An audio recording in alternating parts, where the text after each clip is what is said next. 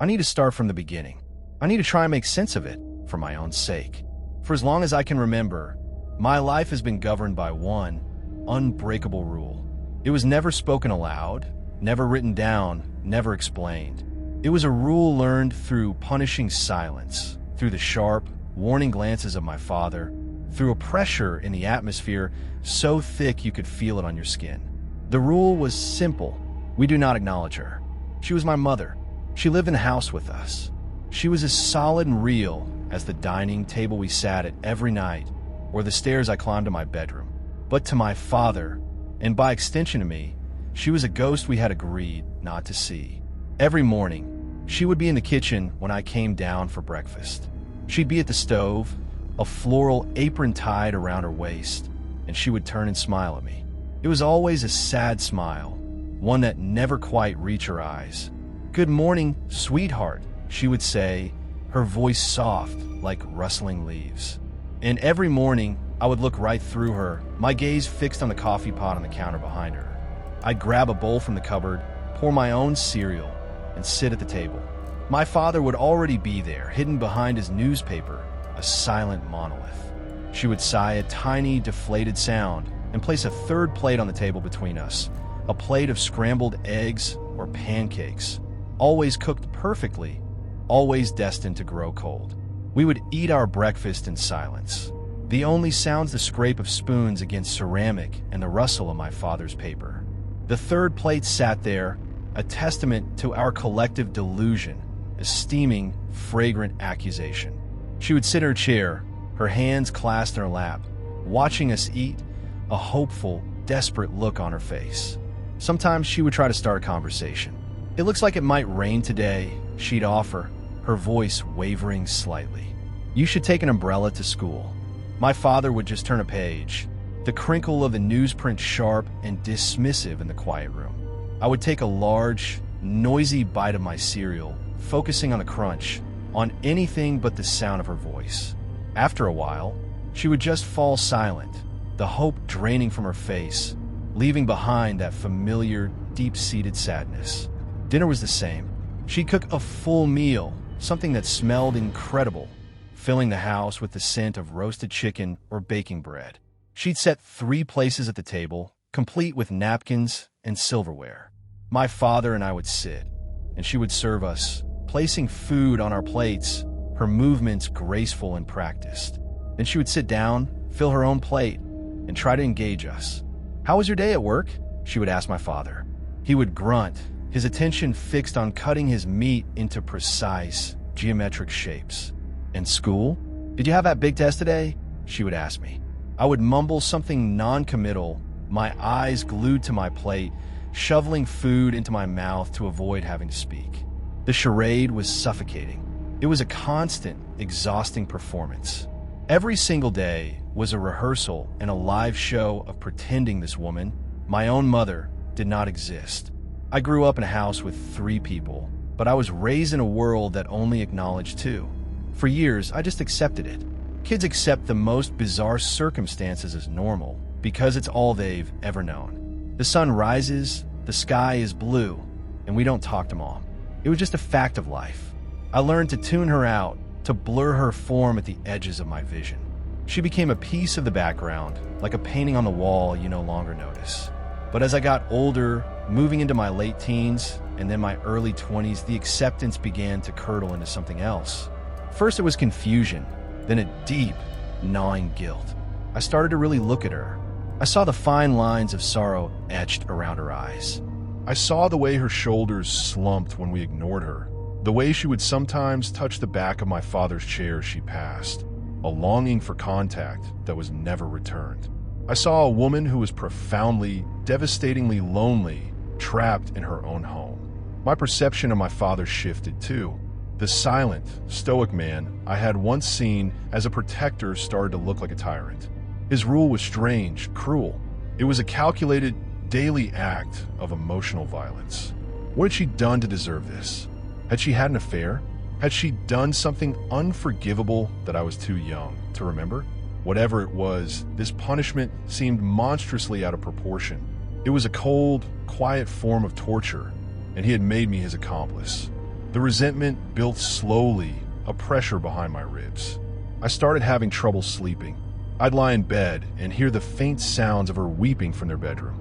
It was a soft, muffled sound, the kind of crying you do when you're trying not to wake anyone, and it broke my heart.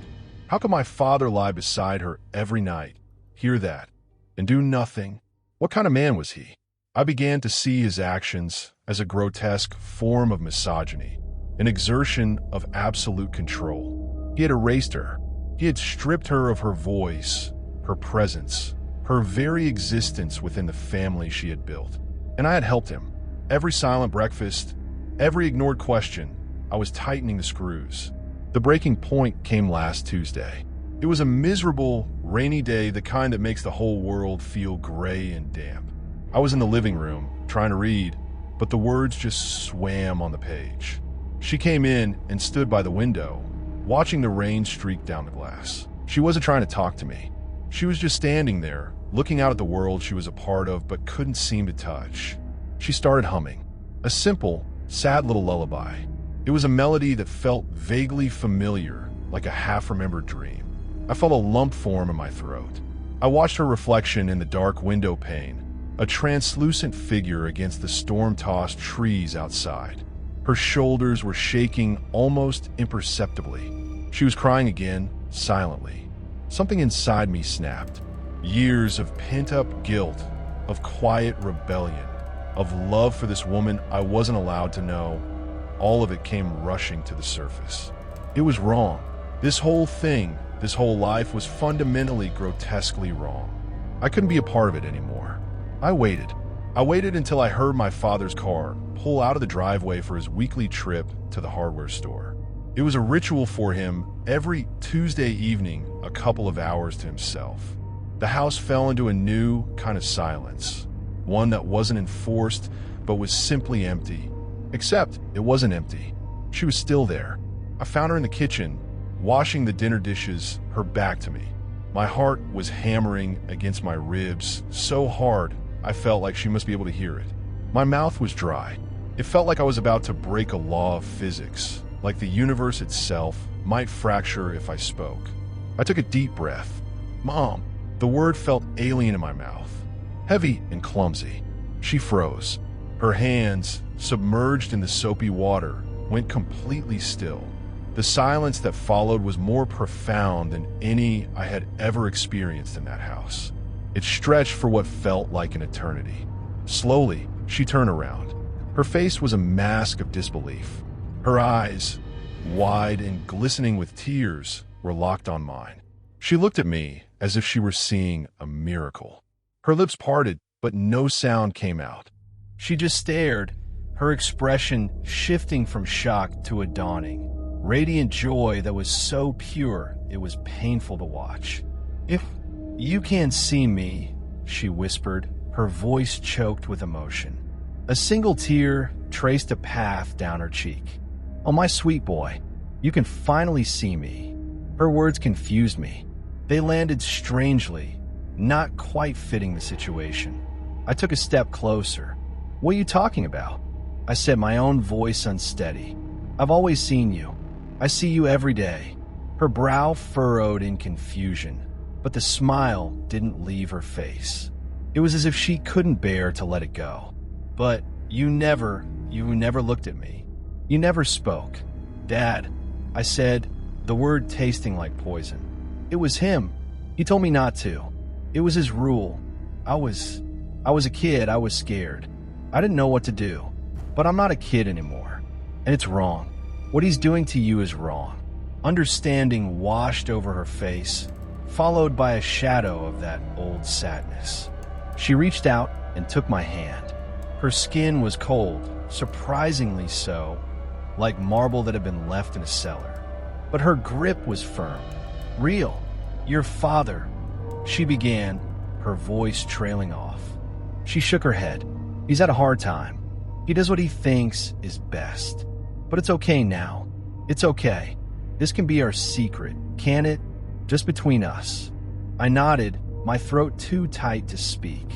The relief that flooded me was immense, like I'd been holding my breath my entire life and had finally been allowed to exhale. We stood there for a long time, just holding hands in the quiet kitchen. She told me how much she loved me, how she had watched me grow up, proud of the man I was becoming. She asked me about school, about my friends, about my life. It was a torrent of questions, years of unspoken love and "Our secret," she whispered, and then she turned back to the sink, resuming her washing as if nothing had happened. I bolted from the kitchen, my heart racing, and made it to my room just as the front door opened. The rest of the evening passed in the usual suffocating silence, but this time it felt different. It was charged with my secret. When she looked at me across the dinner table, there was a new light in her eyes, a shared knowledge. It was the first time in my life I felt like I had an ally in that house. We continued our secret conversations for the next few days. Whenever my father was out, we would talk. I learned about her favorite books, the music she loved, the places she dreamed of traveling. She was vibrant and intelligent and funny. She was a whole person, a person my father had tried to bury. And with every word we shared, I felt like I was helping her claw her way out of the grave he dug for her. My anger at him grew with every passing day. He was a monster, a quiet, methodical monster who had stolen my mother from me. I started to think about what to do.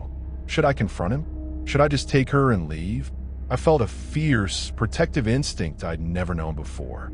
I would not let him hurt her anymore. Then came yesterday morning. I woke up and the house was silent. Too silent. There was no smell of coffee brewing, no sound of my father's radio murmuring the morning news from the kitchen. I lay in bed for a while, waiting, but the silence stretched, becoming unnatural, unnerving. I finally got up and went downstairs. The kitchen was empty. The coffee pot was cold.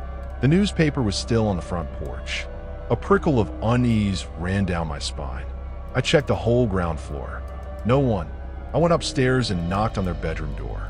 No answer. I pushed it open. The room was empty. The bed was neatly made. My father's side of the closet was open, his clothes hanging in their usual, meticulous rows. Her side was the same. Nothing seemed out of place, yet the absence of them was a screaming void. Panic started to set in. I checked the garage. His car was gone. My first thought was that he'd left early for work, but he never did that without telling me. And where was she? Did he take her somewhere? The thought sent a jolt of fear through me. Had he found out about our secret? I spent the whole day in a state of escalating anxiety. I called my father's cell phone a dozen times. It went straight to voicemail every time. I called his office. His secretary said he hadn't shown up, which had never happened before. I didn't know who to call about her. She didn't have a cell phone. She didn't have any friends that I knew of. Her entire world was contained within the walls of our house. By evening, I was frantic. I paced the empty rooms, the silence of the house pressing in on me. Had he hurt her? Had he taken her away to punish her, to punish me? The darkest possibilities began to spiral in my mind. I had to do something. I had to find a clue, anything that could tell me where they went. My search led me back to their bedroom. It felt like a violation to be in there, to go through their things, but I was desperate. I looked through drawers under the bed and the closet. Nothing. It was just a room, unnaturally tidy and impersonal. Then I saw it. On the floor of my father's closet, tucked behind a row of shoes, was a small wooden chest. I'd never seen it before. It was unlocked. My hands trembled as I lifted the lid. Inside were journals, a stack of them, all identical black, leather-bound notebooks, the kind my father used for work. I pulled out the one on top. His neat, precise handwriting filled the page. The first entry was dated over 15 years ago. I sat on the edge of their bed, the scent of his cologne still faint on the pillows, and I began to read. October 12th. It's been a year since the accident. The house feels so empty, a hollowed-out shell. I look at my son, and I see her eyes, and the pain is so fresh it's like it happened yesterday. He's only 3, too young to understand. He just asked for Mama. How do I explain to a 3-year-old that she's never coming back? The police report called it a freak accident, a downed power line in the storm. Wrong place, wrong time. It doesn't feel like a freak accident. It feels like a theft. The world has stolen her from us. My blood ran cold. I read the entry again, and then a third time. An accident? She died? No, it was impossible. I had just spoken to her yesterday. I had held her hand. It was a mistake. A different journal. Something. But it was his handwriting, his room. I kept reading, a sense of dread coiling in my stomach. May 3rd, 2 years later. He did it again today. He was playing in the living room with his blocks, and he just stopped and pointed towards the kitchen. He said, "Mama is making cookies." I went in, of course. The kitchen was empty. I told him Mama was in heaven, like we've practiced. He just shook his head. "No, she's right there," he said, and he described her. He described the yellow dress she was buried in. I felt a coldness spread through me that had nothing to do with the temperature in the room. He's 5. His imagination is running wild. That's all it is. May 28th. It's not his imagination. He talks to her every day now. I've started to see glimpses. A flicker of movement in the corner of my eye when he says she's walking past. A faint scent of her perfume in a room she supposedly just left. This morning, I was in the hall, and he was in his room, chattering away. I asked who he was talking to. "Mama," he said, "she's singing me a song." And then I heard it, faintly, through the door. A lullaby, the one she used to sing to him. I almost threw up. June 15th. I confronted it today. My son was sitting on the sofa, talking to the empty space next to him. I stood in the doorway, and I said her name. I asked her what she wanted. My son looked at me, his eyes wide with fear. And the air in the room grew heavy. Cold. A pressure built against my eardrums. I felt a sense of malevolence, of pure hatred directed at me. It looked like her. It sounded like her. But when I forced myself to look at the spot my son was staring at, I saw it. Just for a second.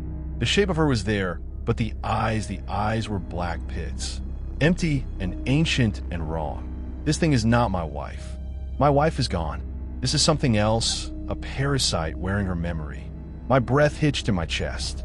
I felt a wave of nausea. This was insane. He was insane. He was grieving. He had gone mad. That had to be it. I gripped the journal tighter, my knuckles white.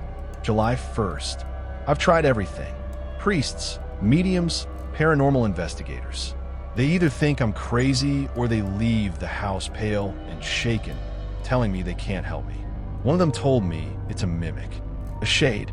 He said it's drawn to the grief, to my son's energy, and it seems it will never leave us. Even if we left this place, it will just follows. He said the worst thing we can do is give it what it wants. Acknowledgement. Attention is sustenance. Recognition is power. If we feed it, it will grow stronger. It will latch onto him. It will consume him. So I have a plan. It's a terrible, cruel plan. It will make my son hate me. It will make me a monster in his eyes. But it's the only way I can think of to protect him. We have to starve it. We have to pretend it isn't there. We have to cut off its food supply. We will not look at it. We will not speak to it. We will not acknowledge its existence. We will live in a house with a ghost and pretend we are alone. May God forgive me for what I am about to do to my own child. The journal fell from my hands, landing with a soft thud on the carpet. The room was spinning. Every memory of my childhood, every silent dinner, every sharp glance from my father, it all rearranged itself in my mind into a new and terrifying picture. I scrambled for the last journal, the one from this year. My hands were shaking so violently I could barely turn the pages. I found an entry from last week. Tuesday. He spoke to it tonight. I knew it was coming. I've seen the way he's been looking at it lately. The guilt in his eyes. He thinks I'm a villain. I suppose I am. I would rather he hate me and be safe than love me and be lost. But now he's broken the rule. He's opened the door. When I came home, the air in the house was different. Thicker, charged, and she looked stronger, more solid. The sadness in its eyes has been replaced by something else. Triumph. I have to end this. The old man, the one who called it a mimic, he gave me a final option. A last resort. He said if it ever got a true foothold, if it ever fed enough to become fully anchored here, there was a ritual, a way to bind it, but it requires a sacrifice, a trade. An anchor for an anchor. He told me it would probably kill me. But what life have I been living anyway? A jailer in my own home, hated by my own son. If this is the price to set him free, I will pay it. He's talking to it again. I can hear them whispering in the kitchen. I love you, my son. I hope one day you'll understand. I hope you'll forgive me. That was the last entry. So his disappearance and the car being gone. He went to perform the ritual, to sacrifice himself, to save me from a thing he said it took my mother for him. My blood turned to ice water. I thought of her hand in mine, how cold her skin was. I thought of her words, "You can finally see me," as if my sight was something to be earned. I thought of her triumphant eyes across the dinner table. And then I heard it, a soft, sweet sound from the bottom of the stairs. Humming, that strange little tune she was humming by the window. A floorboard creaked in the hall downstairs. Then another. I scrambled off the bed, my body acting on pure instinct, and threw the lock on the bedroom door. The click sounded deafeningly loud in the silence. I backed away from the door, my heart trying to beat its way out of my chest. My eyes darted around the room, looking for an escape that wasn't there. The window was 2 stories up. Her footsteps were on the stairs now. Slow, deliberate, not the light, almost soundless way she used to move. These steps had weight. They had substance. She was stronger now. I had made her stronger. The humming stopped right outside the door. Sweetheart. Her voice. It was my mother's voice, but it was different. It was coated in a thick, cloying sweetness that made my skin crawl. Are you in there? I was so worried. I woke up and the house was empty. I pressed myself against the far wall, my hand over my mouth to stifle my own ragged breathing. I talked to your father, she called through the door. The sound was so clear, it was like she was standing right next to me. He called. He's so sorry, honey. For everything. He explained it all. He knows he was wrong to keep us apart. My mind screamed, liar, liar. He's gone. You know he's gone. He said he just needs a few days to clear his head, the sweet voice continued. But he gave us his blessing. He wants us to finally have time together. Just you and me. Isn't that wonderful? Silence. I held my breath, praying she would think I wasn't here, that she would just go away. I know you're in there, honey. I can feel you, she cooed. Come on, open the door. I'm going to make you some pancakes. Just like I used to. She never used to make me pancakes. Please, son, don't shut me out again. Not after you finally let me in. It's all going to be okay now. I'm here. I'll take care of you. We'll be a proper family. The words hung in the air, thick and venomous. A silence followed, stretching for a few agonizing heartbeats.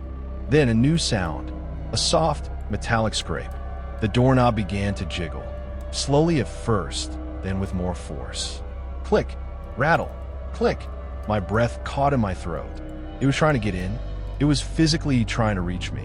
I backed away until my shoulders hit the cold wall, my eyes wide and fixed on the trembling brass knob. The wood around the lock groaned under the pressure. My phone was in my pocket.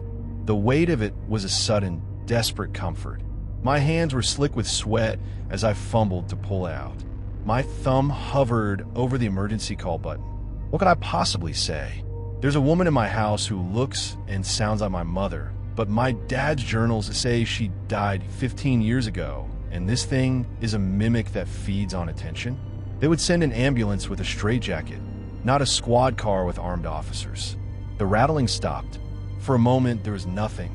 A profound, terrifying quiet. And then a new sound began. A soft, rhythmic scratching on the other side of the door, like long fingernails dragging slowly, deliberately down the grain of the wood. Scrape, over and over. A sound that was patient and possessive. That was it. I didn't care how crazy I sounded. I stabbed the call button. A calm voice answered. 911, what's your emergency? I cupped my hand over the phone speaker, my own voice a choked, ragged whisper. There's an intruder in my house. I'm locked in my bedroom. Upstairs. Can you describe them, sir? The dispatcher asked, her voice perfectly level. The scratching continued, a counterpoint to her professional calm. I can't. I haven't seen them. I just hear them. They're right outside my door. Please, you have to hurry. There was a fractional pause on the other end. A unit is on its way, sir. Can you stay on the line with me? No, I whispered, my eyes locked on the door. I can't make any noise. I ended the call before she could protest. The scratching stopped the instant the call disconnected. As if it heard, as if it knew. The silence that rushed back in was somehow heavier, more menacing than before. It's waiting. It knows I've called for help. It knows its time might be limited. Or maybe it's just enjoying this. I'm trapped in this room. I've called the police, and I don't know if they can even do anything. I don't know what they'll find when they arrive. What if it's just gone when they get here? They'll find my dad's journals. They'll see the state I'm in, and they'll think I'm the one who's broken. But all I can do is wait for them. I'm writing this down, getting it all out as fast as I can on my phone. I need someone to know the truth. I need to know what really happened, in case they don't believe me. In case something bad happens to me before they get here.